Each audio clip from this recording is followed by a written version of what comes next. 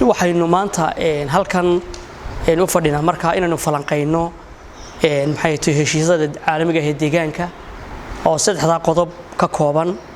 oo ah ka hortagga iyo la dagaalanka xaalufka muxuu ahaa isbedelka cimilada iyo dhibaatadeeda iyo falanqeynteeda iyo habka noolaha iyo deegaanka la isku waafajinayo marka biodiversity biological diversity noqonaysa runtii cid kastaaba adduunka meel bay kaga taallaa marka heshiisyadan markaynu falanqeynayno iyo sida inaga applicable nagu yihiin inta ka hadli kartaa waa intiina halkan joogta oo ah anagu aan u naqaano daneeyayaasha deegaanka runtii marar badan oo horena waa idin mahadnaqnay iminkana waa idin mahadnaqaynaa tiimkeena halkan jooga waa inta markasta deegaanka wax iska weydiisa discussioniskeena iyo wada hadallada inagu ku wada hadallo u baana hadhowto ay ka soo baxayaan wixii qarankan loogu shaqeyn lahaa waa ogtihiin culayska adduunka oo dhan haysta ee xagga maxay tahay isbedelka cimilada iyo xaalufka dalkeena si gaar ah ugu socda iyo aqoonteena oo runtii iska kooban inkastoo aynu dadaalayno bulsho ahaan iyo dawlad ahaanba marka waxaa la doonayaa inaanu maskaxda tuujinno discussionkeenu waa mid furan oo qof kasta iyo hay'ad kasta u furan waana mid aynu rabno inay inooga soo baxaan maxsuul ah inaanu ku shaqeyn karno marka arrimahan aynu ka hadlaynaa caalami ahaanna waa u jiraan innagana waxa ugu faraha badan leh ay ahayd inaynu shirarka u qabanaynay ama maxsuulka shirarkeena ka soo baxayay wuxuu ahaa inaynu ogaano horta bal waxa dunida ka socda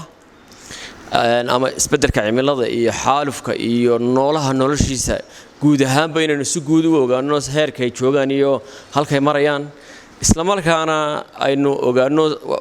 waxyaabaha ka socda ee waxqabadka ah ee dunidana ka socda innagana aynu dunida la jaan qaadno oo xeerarkeena iyo nolosheennu ay sidaa duniduba ugu soo jeedo aynu inaguna ugu soo jeedno howlaha waad maqasheen inta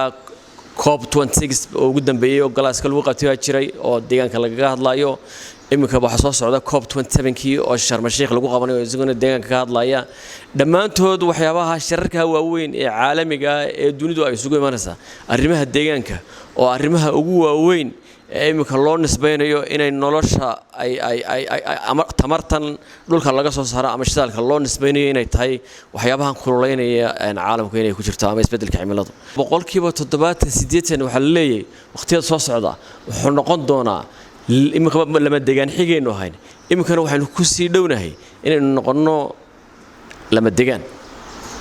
inuu noqdo oo xoolihii iyo noolihii inay ku sii noolaadaan macnaha dabciga dhulkeennu waqtiyada soo socda waxa aad cabsi looga qabaa in aanay saamixi karin inay ku sii noole fara badan inay ku sii noolaado marka sidee loola falgelayaa ama sidee baa loogu sii noolaanayaa weeye waxyaabaha aynu had iyo jeer shirarkan aynu isugu nimaadno waxyaabaha khuseeya aynu had iyo jeer kusoo hadal qaadnaa sidee aynu noolaha ama xoolaha dhaqataynahay xoolaha oo kale sidaynu u safe garayn karaynaa sidaynu mustaqbalka noqon doontaa mar haddii roobku yaraaday oo biyihii yaraadaan waxay noqonaysaa in bal marka horta biyo yimaadaan inaanay iska xarinay in la qabsado in tamarta laga faa'iideeyo oo tamartan la cusboonaata ee qorraxdu ka mid tahay ee dabayshu ka mid tahay inagu dunidana kaashanayna inaynu ka faa'iideysano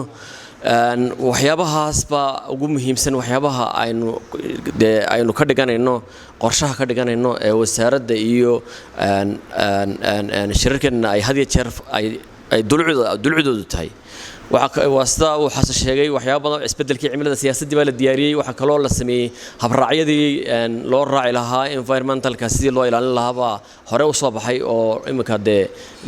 dhaqangal geli doona sida ka warhaysan kulli wasaaradda deegaanka waxay sameysay siyaasadii isbedelka cimilada waxa kale oo sameysay habraacyadii lagu qiimeyn lahaa mashaariicda waaweyn intaan la fulin waxaasoo la yiraahdo muxuu ahaa IAA oo ah in la qiimeeyo ka hor mashaariicda waaweyn intaan la fulin waxa kale oo jira xeerka duurjoogta iyo kaymaha kaasoo isna loogu talagalay in lagu ilaaliyo kaymaha iyo noolaha duurjoogta ah oo ay tahay si aanay u dabargoyn oo barnaamijyada ugu badan waxa kamid ah harmacadka oo adduunyada ka sii dabargo'ayo wasaaraddu xoog uga shaqeyso marka kulli hay'adahan iyo wasaaradahan meesha lagu soo casuumay waxay qaabilsan yihiin muxuu ahaa arrimaha deegaanka ay toos ula xiriiraan ama jaamacadahaadaan ama NGO-haadaan ama shirkadaha ganacsiga haadaan ama hay'adaha caalamiga iyo UN-tahaadaan dhammaantood wax ka wada shaqeeyaan sidii arrimaha deegaanka loo hirgelin lahaa marka waxaan maanta isku nimid bal inaynu dib yar qiimeeyno oo eegno muxuu ahaa sida ilaa xeerarkaas halkay marayaan waxa ka fulay maxay noo dhiman talaabooyinka dambe qaadi doonno